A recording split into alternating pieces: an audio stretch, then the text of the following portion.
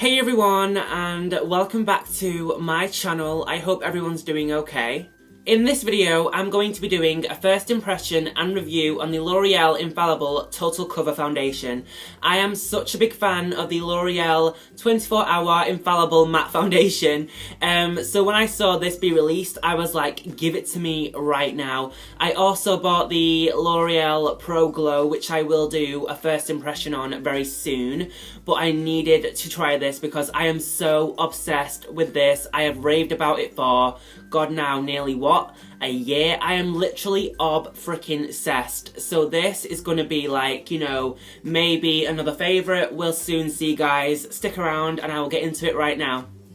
Okay, so before I go ahead and apply the foundation to my skin, I will read you what it says on the L'Oreal website. And it says, total coverage for up to 24 hours, ultra matte finish, no overload. Now, I'm assuming that means it isn't heavy or cakey looking on the skin. And then it also says, easy to blend, lightweight, long wearing, the Infallible Total Cover Foundation has up to 30% more pigment, allowing more coverage using less product. Now, if that is true, that is amazing. So I will quickly read what it says on the back of the bottle, and it says the coverage is high, the finish is matte, and then it says, pro tip, covers imperfections, redness, marks and dark spots, which is amazing news because I have breakouts on my cheeks, my forehead, my skin is like very uneven in pigment. I like to cover my 5 o'clock shadow. I do hate that, but you know, what can we do? So hopefully it is really good coverage. And then it says that it's a full coverage, long wearing foundation with a weightless feel. Now, I am in the shade Light Sand. I think I haven't used it yet or opened it, as you can see, but I am the shade Sand in the Infallible 24-Hour Matte Foundation, so hopefully this matches me.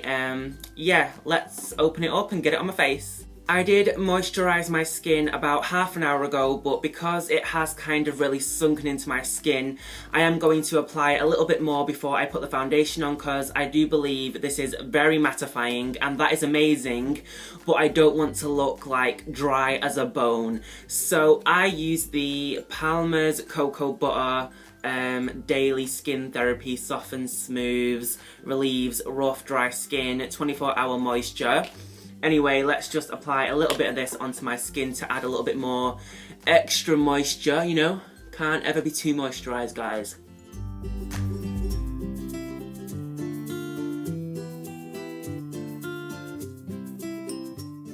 I have seen quite a lot of reviews of this foundation online, and pretty much everyone I saw used a beauty blender to apply it, and it turned out being a little bit patchy and not as full of coverage. So I'm not going to use this today. I will use a normal foundation brush because I do feel like with a foundation like this, it will apply so much better than a beauty blender.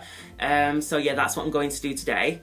So, oh wow, that's not quite how I've seen it on other people's. Look at that, guys. I thought it would be like the Infallible Matte Foundation. Look at the difference in the like tubes. I am quite surprised. But anyway, that doesn't really make much of a difference, I suppose. So let me just like get this off. Okay.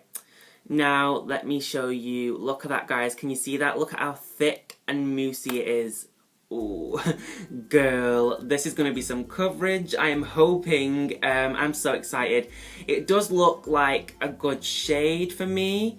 I do like to go a little bit darker than my actual body, and when I like put a t-shirt on, it does look very, you know, normal, because it might look a little bit different here, but I do blend it all the way down my neck. But anyway, that is the consistency, and it's very thick and moussey, so yeah. Okay, so I am just going to put some dots of it on my face. Now, what I would normally do is, I do colour correct around my 5 o'clock shadow with an orange, like an orangey type of concealer.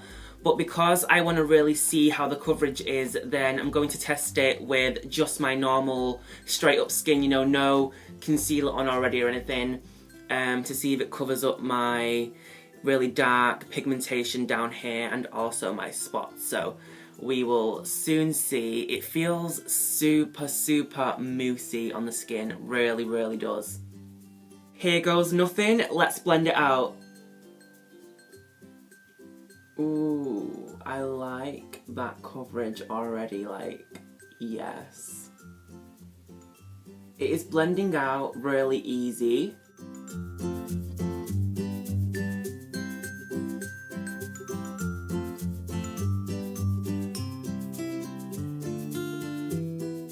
And this is actually a pretty good colour match once it's all blended out. And I have my, you know, bronzer, contour, you know, all that stuff. That coverage though is beautiful, absolutely beautiful. Wow. I love myself a good full coverage foundation, and this is full coverage, honey, trust me. Like, I am living for the coverage on this foundation already. I do apologise if the lighting is a little bit crappy. It is nearly 3 o'clock in the afternoon. I am lazy, yes, I do apologise, guys, but you know, basically, I wanted to film this in daylight, applying it, you know, to my skin so you guys could see it in, you know, direct kind of light, you know what I mean? Like daylight, that's what I mean. So hopefully this is showing up good on camera.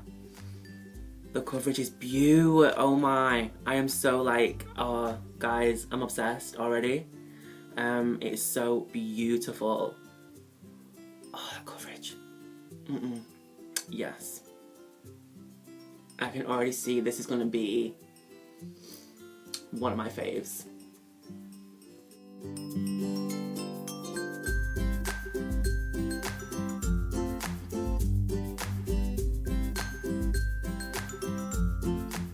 So this is one complete full layer of the foundation, and so far I am speechless, I am in love, I am obsessed. I really, really like it. Now, I am going to try and build it up a little bit around here because I want a little bit more coverage, and we will see if it builds and layers on top of each other really well. I'm not scared of a little bit of cake, you know what I mean? Like, I'm not bothered. So yeah, let's try and build it just a little bit around here because it isn't quite as much coverage, because I am used to, like I say, kind of already covering this before my foundation, so I want a little bit extra around here today. So let's see if it layers. Okay, so in my personal opinion, I would say it layers quite well. It doesn't look too thick or caked on. It looks still very nice, so I'm quite happy with building this foundation. Okay, so I am looking a little bit like Casper the Friendly Ghost, and that is half down to the camera and half down to the fact that I just used the Bone White shade from the Jeffree Star palette to set around my eyes, nose and like chin area, because I always do that and it works out in the end anyway. Now this is a personal preference, because most people probably won't need to set their face with such a matte foundation, but I'm going to, because I like to have a really matte base and then blend my contour out a lot more evenly than without setting it, okay? So I will quickly set my skin and show you what it looks like with a little bit of powder on top. Like I said, I have already set under my eyes because I've done my concealer, and yeah, so that's why it's already set around my eyes and things. I will say this is a really good colour match for me, even better than my other L'Oreal 24-hour matte foundation. This actually looks a lot more like my actual shade, in my opinion. So that's surprising. I was a little bit hesitant, but it worked out alright. Now, I will say it has kind of settled. Let me focus the camera on my ugly face. Okay, it has settled in the lines like that, you know? Okay, so this is my mum's tattoo on her arm, and this foundation does claim to cover tattoos. So what I thought I would do was try covering her tattoo, because obviously I don't have any. So I applied some of the foundation to her arm and used a foundation brush to blend it out. I do later on realise that using a brush kind of moved around too much product, so I ended up using my fingers to blend it out and pat it into the skin, and that worked out a little bit better. Now, this did not cover up the whole tattoo, so I'm not too sure if that claim is 100% true, but it did cover it to a very reasonable amount. So yes, I thought I would include this.